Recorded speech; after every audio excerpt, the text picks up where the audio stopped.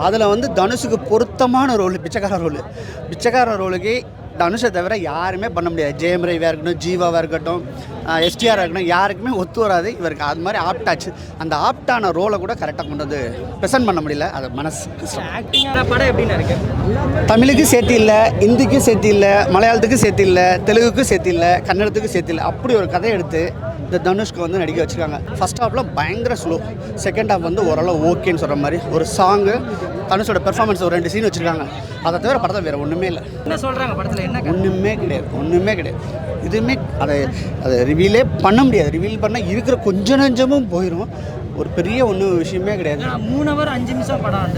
அதுதான் நானே நினச்சேன், என்னடா இவங்களுக்கு இவ்வளோ பெரிய கான்ஃபிடென்ட்டு, 3 hour 3 நிமிஷம் ஓட்டுற அளவுக்கு பெரிய கட்ஸ் இவங்களுக்கு எங்கேருந்து நான் வந்துச்சுன்னு பார்த்தோம்.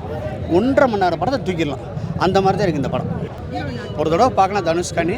வேறு ஒன்றும் பெருசாக 300 கோடி 400 கோடிக்கெலாம் வாய்ப்பு இல்லை. தனுஷ் தான் நடிப்பில் அரக்கன் சொல்லுவோம்ல, அந்த அரக்கன். தனுஷை தவிர மற்ற எல்லாருமே வேஸ்ட், கதையும் சேர்த்து.